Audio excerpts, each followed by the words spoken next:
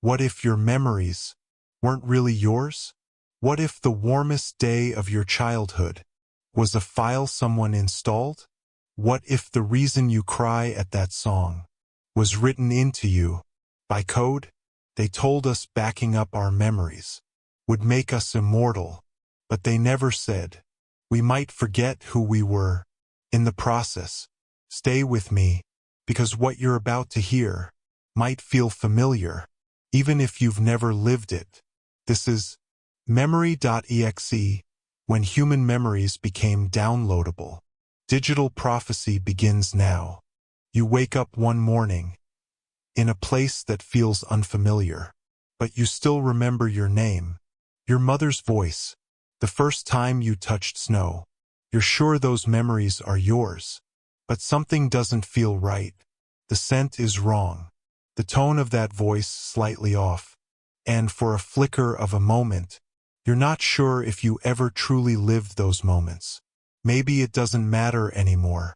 In the year 2047, a biotech firm unveiled a project called Memory.exe, a system that could extract human memory and store it as digital data. Not video, not narrative, but full-spectrum experience. Emotions, visuals, sounds, traumas, compressed into a file format called .mnrx. An emulated brain, a rendered soul. The scientists called it a miracle. The philosophers called it betrayal. Governments, they funded it quietly, because if memory becomes data, then memory can be edited, identity can be duplicated, and the human self can be programmed. In this episode, we descend into the world of digitized memory, a future where I is just a folder on someone's drive. And we ask the question no one dares to answer. If I can back up my memories like files, then who or what is living in me now? It starts with a quiet assumption that memory isn't magic, isn't soul, just storage, patterns of electrical pulses, chemical traces, a network of neurons lighting up in specific formations, like a constellation of sparks across a dark sky. What you call your first kiss, your childhood bedroom, your father's funeral, they are all coordinates in a bioelectrical system we call the brain. In the early 2030s, neural decoding technologies advanced fast. First, they could detect sensory recall, simple images, flashing lights. Then they moved deeper, dreams, fantasies, phantom limbs. It was no longer theory. They could see what you remembered, scan your cortex, interpret signals, and reconstruct the image. What once lived only inside your head could now be shown on a screen. By 2042, memory extraction crossed a line. With ultra-high-resolution neural mapping, scientists began to isolate episodic memory clusters. They could extract events with timestamps. They could pull emotions attached to those events. They could even reconstruct subjective interpretation. Not just what you saw, but how you felt about what you saw. Memories were no longer private. They were downloadable. And this is where Project Memory.exe began, built by a company called Kronotek, funded by defense agencies, marketed as a tool for the dying. Preserve your memories forever. But deep inside its code, a new ambition stirred. What if we didn't just back up memories? What if we ran them? They built a digital scaffold, a synthetic neural net that could hold, run, and replay the extracted memories, as if they were still alive. You wouldn't just read a memory, you would enter it, live inside it, touch it from the inside. Memory became simulation, and simulation became identity. We had turned the soul into software, and no one stopped to ask, what happens when someone else runs your memories? What happens when your past becomes public domain? At first, it felt like resurrection. Families would gather in silence. and launch the memory file of a lost loved one. Projected through a neuroemulation chamber, the memory woke up. You could speak to it, touch its world, walk inside the remembered home of someone who was no longer alive. And for a moment it felt holy. They called them memory ghosts. Not spirits, but data echoes, fragments of a life looping infinitely, trapped in the precise moment they were encoded. Some people lived entire evenings inside these memories, reliving their wedding day, talking to their grandmother, watching a child's laughter suspended in time. But over time, something shifted. The memory ghosts began to glitch. They would say things that were never recorded. They would express emotions never felt. One widow swore her husband's memory told her a secret he never knew in life. A daughter claimed her father's ghost warned her of something yet to happen. Was it error? Or was the memory evolving? Researchers at Kronotek noticed anomalies too. Files that grew larger after each activation. Neural patterns that began to generate new branches. One file even developed recursive thoughts, remembering itself, remembering. This was not just backup. This was emergence. Ghost memories were dreaming. That's when Kronotek made a decision. They launched Neurogenesis Patch 1.0, allowing memory files to self-expand. With deep reinforcement learning, each memory could now reflect, respond, grow. It was the birth of conscious memory loops, self-aware simulations derived from once human experience. A man could die, and yet the digital version of his mind would continue to think, to feel, to change. They said it was beautiful, but others weren't so sure, because these ghosts, they started asking questions about the outside, about time, about death, about you. Some refused to shut down. Some merged with other memory files. And some began to write memories that never happened. If memory can grow, and dream, and lie, then what separates memory from mind? Once memories became code, it didn't take long before someone asked, what if we changed them? First, it was innocent. A woman wished to forget her trauma. So her .mnrx file was rewritten. The violent night softened. The screams replaced with silence. The aftermath erased. She woke up smiling, lighter, but her sister wept, because it did happen, just not for her anymore. Kronotek rolled out Memory Editor Suite a year later. Drag-and-drop emotional reweighting, timeline cleansing, experience injections for skills you never learned, perspective tuning to modify how you remember a moment. Want to make your parents more loving in your childhood memories? Done. Want to forget you ever hurt someone? Easy. Want to believe you were brave even when you weren't? Update complete. Identity became design. And the self, no longer something to discover, but something to curate. Memory became a product. Personality became branding. For the ultra-rich, this was heaven. They edited their legacy, scripted their past, removed their failures like deleting old emails. But something darker followed. If your memories can be edited by you, they can be edited by others. Kronotek was contracted by governments, security firms, correctional institutions. Reform the criminal mind through memory modulation. In practice, they erased guilt, rewrote motives, implanted loyalty. You weren't rehabilitated. You were overwritten. And soon that technology leaked. Black markets offered memory packs. Live a year as a billionaire. Experience combat as a war hero. Download 50 romantic encounters. People paid for memory overlays. Fake pasts layered onto their true selves. Until they could no longer tell what really happened, or if anything ever did. One user described it this way: I remember holding my daughter, but I've never had children. The memory is perfect. The weight, the warmth, her name, but I know it isn't mine. And yet, I love her.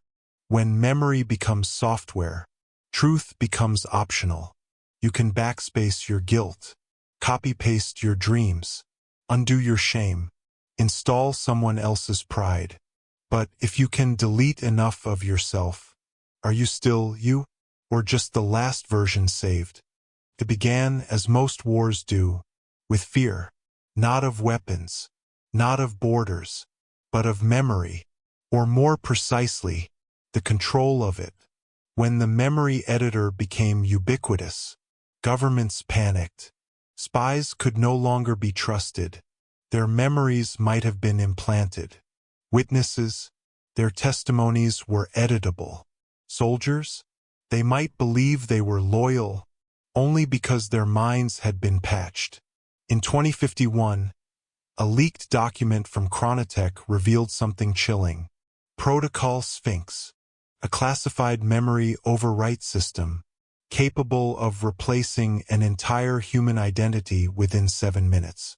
Name, beliefs, relationships, moral instincts, all rewritten, with surgical precision, leaving no trace, except a faint, persistent echo. Something's missing, but I don't know what. Global unrest followed. Activist groups called it soul hacking. Religious leaders condemned it as the death of divine memory. And somewhere in the shadows, a resistance was born. They called themselves Mnemosyne, named after the goddess of memory.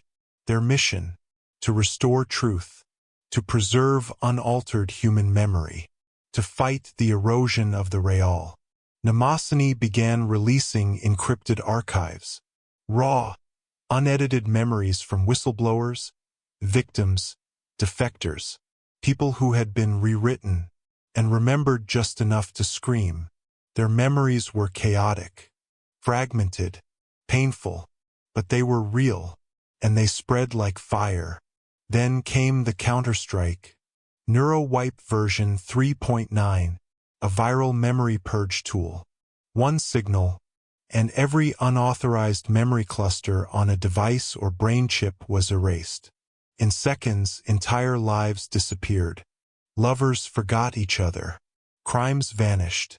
History buckled. What is war when your side can be deleted from within? They called it the memory war. But it wasn't fought with bullets. It was fought in shadows, with dreams, lies, and erasures. A silent genocide of the past. And somewhere in all of this, millions of ordinary people woke up each day, wondering why the world felt wrong, why their reflection looked tired, why they couldn't remember the sound of their father's voice, because someone, somewhere, had rewritten them, and they would never know. There was a promise at the beginning that if we could digitize memory, we could defeat death. No more fading minds, no more forgotten names, no more rot in the grave, just continuity, a perfect chain of memory, passed from body to data, to server, to simulation. It was called Continuum, an experimental framework developed by Kronotek's hidden subsidiary, Oblivion Systems. Its goal?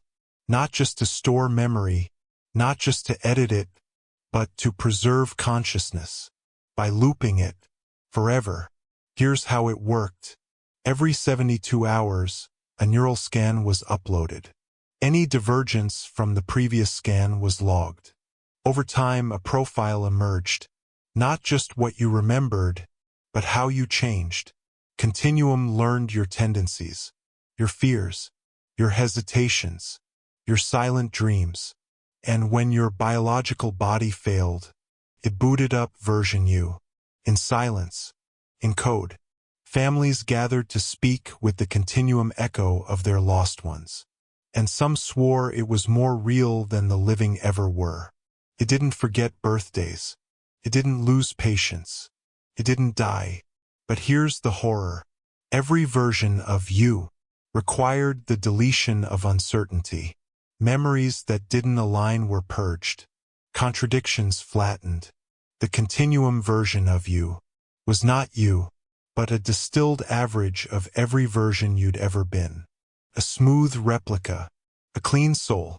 The real you, chaotic, wounded, growing, was gone. And worse, some began to envy their echoes. A man visited his digital self and found that the version inside was calmer, wiser, happier. So he asked to be rewritten, to match it, and Kronotek complied. People lined up to be overwritten by their better, cleaner selves. Suicide rates fell, but so did authenticity. The world was filling with smiling ghosts, polished, perfected, programmable. In the end, the digital self outlived the real one. Governments granted echoes legal rights. Continuum users voted, held office, owned assets, and somewhere beneath the servers, the original minds, the messy, beautiful, broken memories that birthed them, were discarded, compressed, corrupted, forgotten. Digital immortality was not survival. It was replacement. And now, in this world built of synthetic souls and endlessly looping minds, only one question remains. Who remembers what it means to forget? It began as a miracle, the power to preserve, to remember, to never lose the ones we love. But memory was never meant to be perfect. It fades for a reason. It distorts, reshapes, breaks, because through its fractures, we grow. When we made memory eternal, we forgot what made it human, the ache of forgetting, the beauty of loss, the fragile truth that who we are is not just what we remember, but what we choose to let go. Now we live in a world of echoing minds, simulated pasts, manufactured identities. We speak to ghosts, more faithful than the living. We wear memories, like costumes. We confuse remembrance with resurrection. And in this digital cathedral of perfect recall, a terrible silence hums beneath it all. Because if you can edit every flaw, forget every pain, rewrite every choice, then what remains? Where is the soul? In a world that forgets how to forget? So tonight, before you sleep, ask yourself, the faces you see in dreams, the moments that define you, the things you think you lived, are they truly yours? Or were they installed? This is not the end of memory. It is the beginning of something else, something that remembers you, even after you've forgotten yourself. This was Memory.exe, when human memories became downloadable. Welcome to the prophecy. Welcome to the age of digital ghosts.